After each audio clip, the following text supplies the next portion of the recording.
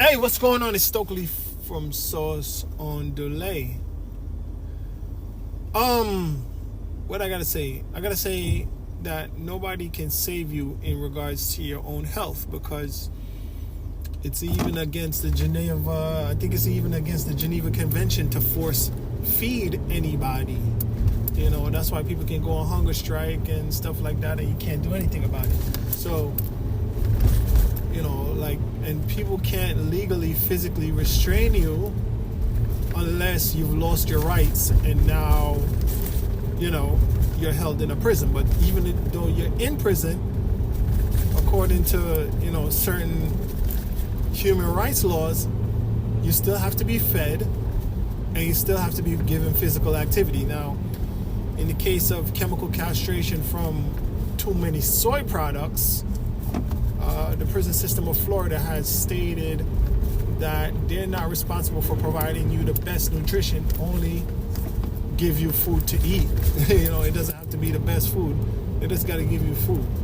That's all they're legally required to give you, or the most minimum, bare minimum. So they'll give you as much soy as possible. Anyhow, moving along.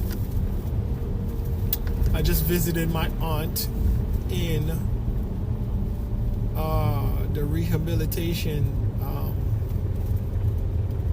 center, I guess, or you know, a rehab facility.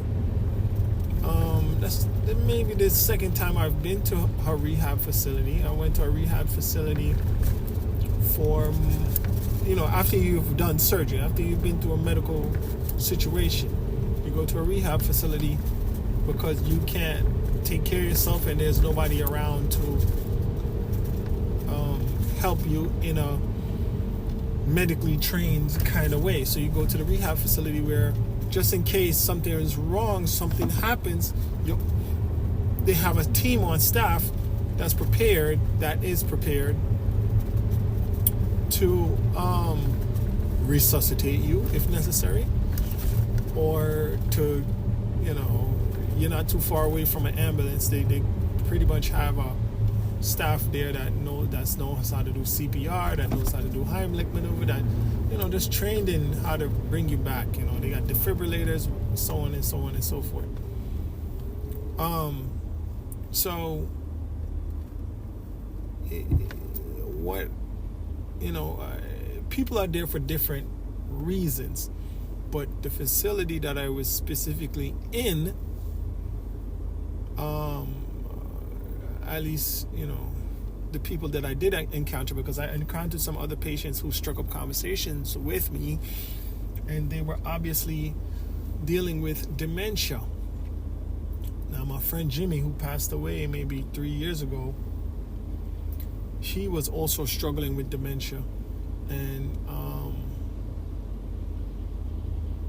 you know, he barely recognized me, but you know, he started declining pretty fast in that facility.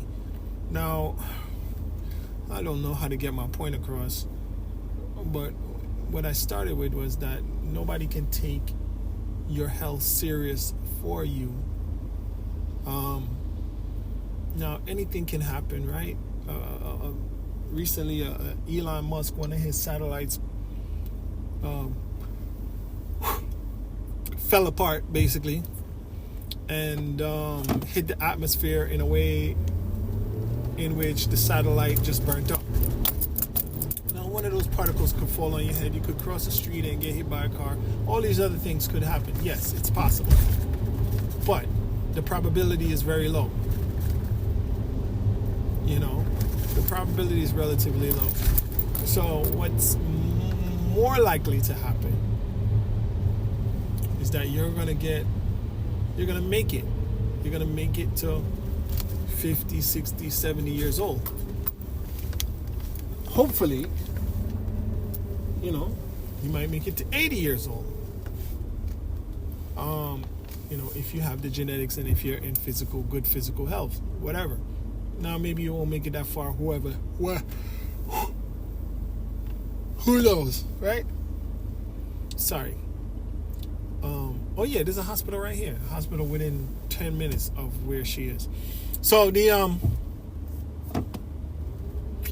the The thing about it is you're gonna give yourself the best chance by eating properly, and I'm gonna try to remember to describe what that is. You're gonna give yourself the best chance by staying active. Then there's some little things that I would suggest that you could do, and you're gonna make it also increase your chances by thinking optimistically. So eating right means avoiding, in my opinion, too many sugars. Cooking your food from scratch as much as possible. Avoiding ultra processed and processed foods, like foods with preservatives in them. That means that you got to get fresh food all the time, basically, which is kind of expensive, but not necessarily, because sweet potatoes, you can keep sweet potato on the shelf for a month, maybe a month or more. Put regular potatoes, you can keep on the shelf for months. I'm going to say corn, even though people are talking against corn. Corn can probably, if the corn is dried, then you can keep it for a while.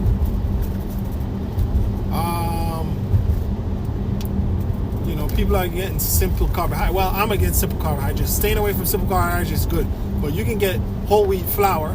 That whole wheat flour will last you a while. Beans, they can last a long time if you don't have issues with nuts. Nuts last a long time. What else? The other vegetables, like the lettuces, the broccolis, and all of these things, they don't really have a long shelf life unless you freeze them, which you can. You can freeze those. The carrots got a long shelf life also. If you keep those in a crisper, I think you can keep those in a crisper, they'll be fine. So you don't necessarily need processed foods. Sweet potatoes are a great food. Broccoli is a great thing.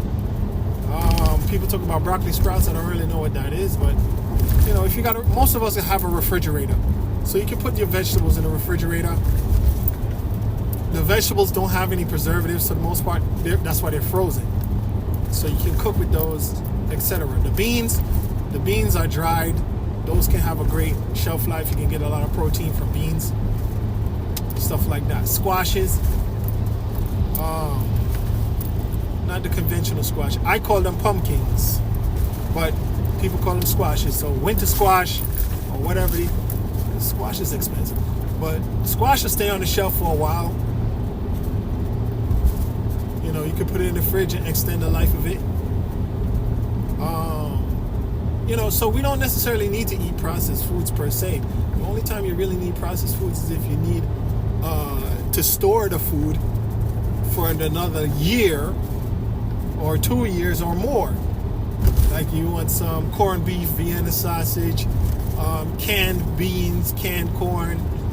Anything in a can, anything in a box typically has a long shelf life. You even have some milks that have a long shelf life.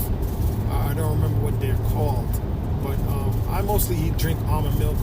They have almond milk that's in the supermarket that can be stored at room temperature. It has a very long shelf life. So you have things that are almond milk is kind of processed. It's pretty much processed food, but let's go back to the produce. There's some produce that you can keep that can have a long shelf life. Things like fruits, though. Fruits you gotta eat. Fruits don't really have a long shelf life, but vegetables. If you want your fruit to have a long shelf life, you could also put those in the freezer. But if you put your fruits in the freezer, you're probably gonna make a shake out of it. No, I'm going too far. But try to eat your stuff from scratch, not stuff that's already processed.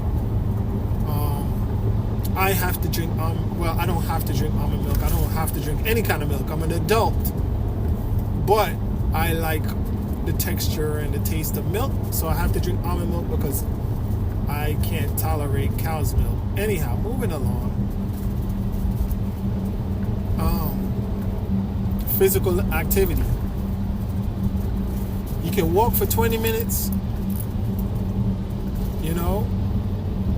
and daily, and that will extend your lifespan.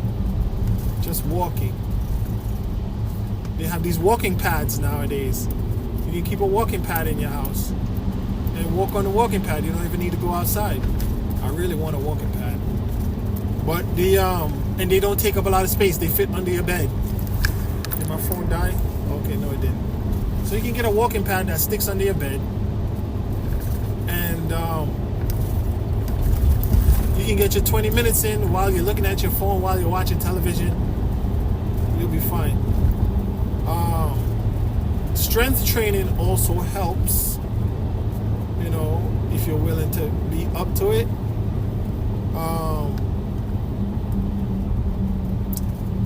But that'll extend your lifespan even more if you're willing to do that.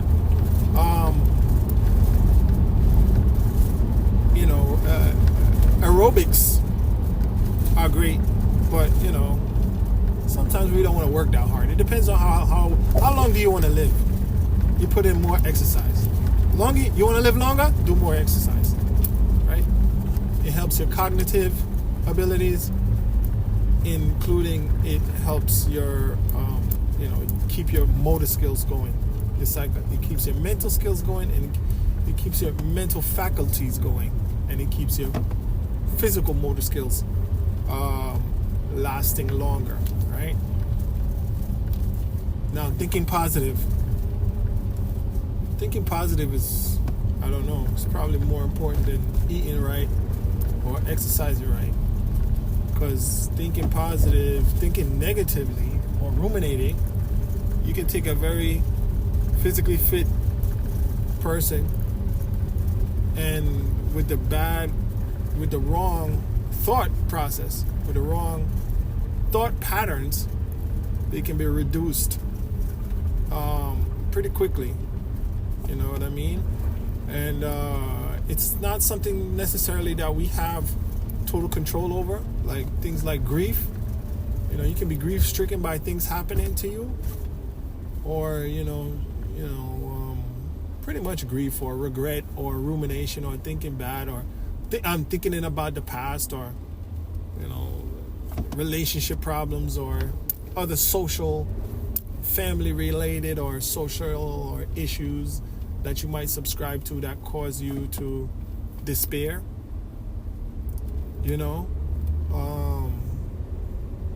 Just thinking negative, thinking negatively, thinking bad about yourself, thinking bad about others doesn't help either. These things can reduce you. They can physically and psychologically harm you. So thinking positive, listening to good. Some of the things you can do is listen to uplifting music. I don't mean gospel music. You can use that if that makes you feel good. Then do that. Gospel music makes me feel guilty. It doesn't really make me feel that good. I'm not really that devout of a person, but different people feel different ways about it. I don't like all these sad R&B, sad country music. No, get rid of all of that. Classical music is known. I just did an episode on sound therapy. Classical music is good. Nature sounds is good. Listening to the voice of people you like, speaking to people you like, that's good to boost your mood and make you feel better. Of course, eating the right foods, getting your gut biome right with the right foods is help, right? I got a whole list of things that are good for eating to increase your mood. I'm gonna just review them really quickly. These are mostly for women's psychological health, but they should work for anyone really. Let's see here if I can find it. of course you can't do too much on anything because, anyhow. Ashwagandha. You can get ashwagandha supplements. That makes you feel a little bit better. Things like ginseng, which lowers your blood sugar and balances out your hormones. Yogurt, kiwi, banana, dark chocolate, and my own thing, apples, green apples, and I believe grapefruit is a good thing also. They have some other things: St. John's wort, chamomile, rhodiola, passion flower. Yeah. So those things are supposed to be good, to help you feel better. Sometimes will help you put your body and your guts and your physiology in the right place so that your mind can work properly. Of course, exercise also helps that. So all these things work together. So, thinking positive, eating right, eating real food, eating non-preservative type foods, getting your omega. I'm off tangent now. Getting your omega-3s is very important. Getting your omega-3 fatty acids is important. Now, where do you get omega-3 fatty acids? There's a lot of conflicting opinions on where you can get that,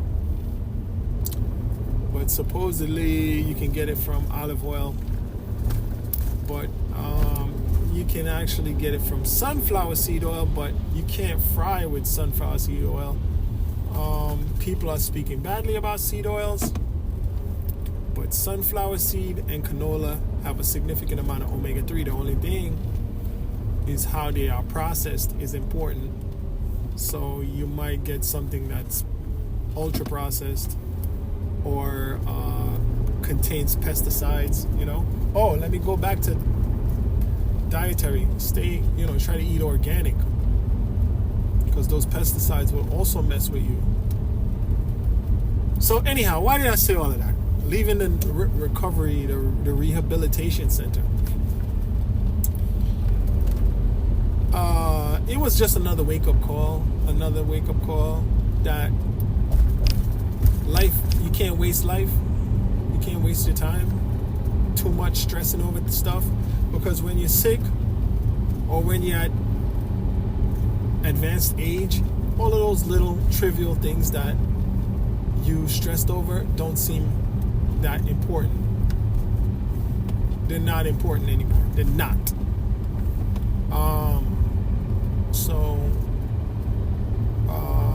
Yes, we want to indulge in a lot of things now that we find immediate desires, whatever the case may be. But down the road, actually, they don't really matter.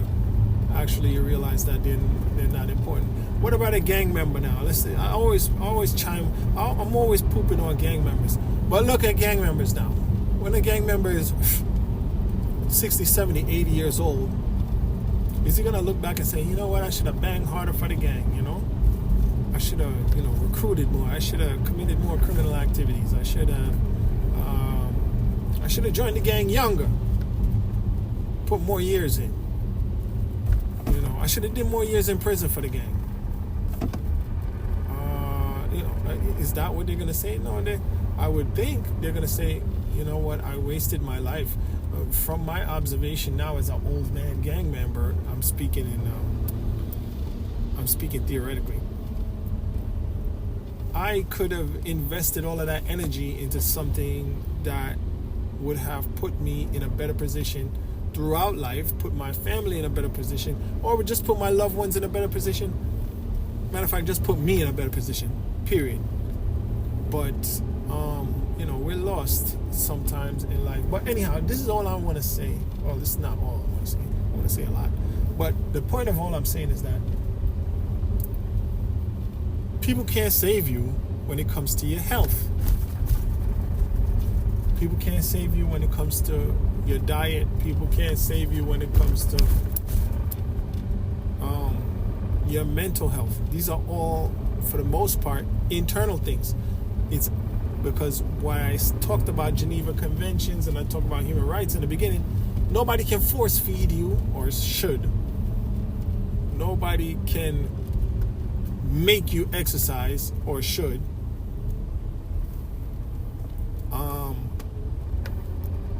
No one can definitely make you think positive. People can trigger you or plant a seed. People can plant a seed to make you feel positive or say something good to you, I guess. But self-control and how you process it internally is really up to you. Like I was saying before, well, I don't know if I stated this before, but somebody could say hi to you, and you say, what did that mean? What do you mean by hi, yo? And take it negatively. Or someone can say hi to you, and you can think, oh, thank you, hi to you also. Have a great day, and feel good. So it's all inside of you, really. And that's something that I'm trying to learn. Internal processing of things. Like I said, and I don't know if I said it. Viktor Frankl is a man that survived the Holocaust. And his whole philosophy is all about your internal processing of the external environment. Because he was able to maintain his humanity surrounded by such inhumanity as in the Holocaust. He was able to survive, maintain his humanity, come back out, write books, and work through his PTSD. Work through it. Didn't say cure it. I don't want to paraphrase it. I haven't read his book for almost 20 years. It's been probably almost 15, let me see, 8. Oh my gosh. It's been almost 20 years since I read his book, Man's Search for Meaning. But the premise, what I got from the book is that you make the choice about how you feel about things. Irrespective of the outward stimulation. You make the choice. So if you want to maximize your time in the most healthy state for as long as possible, it's up to you to make that decision and take the steps to do it. Now, you don't have to be a zealot. You don't have to be crazy. I'm not a zealot about exercise. I'm not a zealot about diet. I just ate a whole bunch of Doritos. I'm probably going to pay for it. But the last time I ate Doritos may have been 6 months ago. No, that's not true. I probably ate some Doritos 2 months ago. So it's not something that I partake in on a daily basis.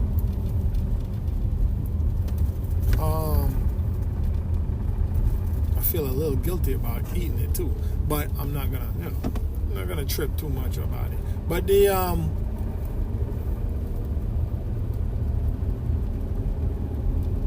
take care of yourself. Take care of yourself for your future self.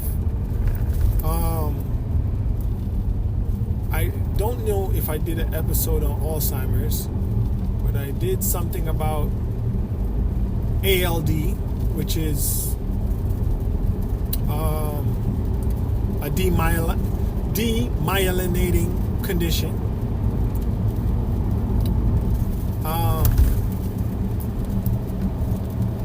I spoke about CWD, which is chronic wasting disease.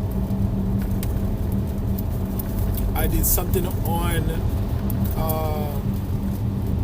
mad cow disease, which they call it BSD, and how they all related to each other in the demyelinating situation.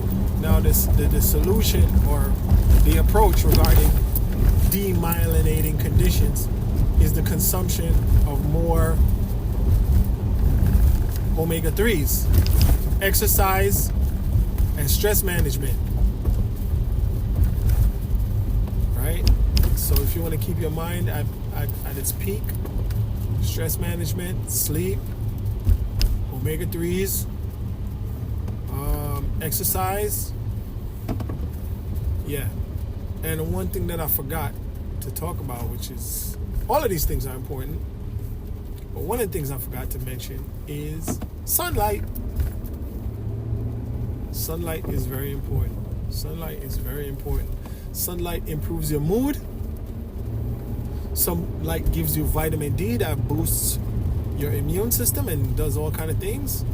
Sunlight allows you to do a lot of things. I can't even recall all of them at this point. But the sun is medicine. The sun is medicine in itself. So you try to get that as much as possible. Living in the north, or the northern part of America, northeast, you don't get a lot of sun in the winter time, and that's the thing that they call the winter blues, which is a result of that, or cabin fever, I guess. I don't know what cabin fever is, but you get not cabin fever, let me retract that. You get the winter blues that people talk about. You don't have enough sunlight. Now you can buy a red light lamp or something like that, but I haven't done any research on these red light devices. But so many people are swearing by them as of lately.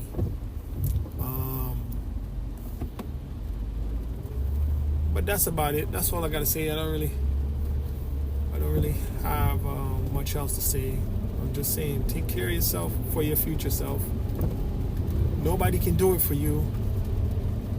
If you want some inspiration, you can go visit the rehabilitation center, visit the hospital, visit the nursing home, and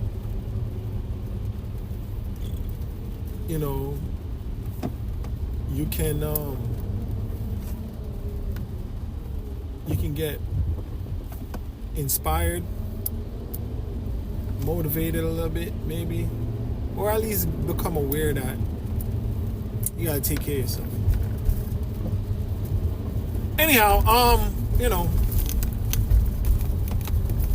what to do. I'm just a guy talking without really any structure. I'm not poo-pooing my thing.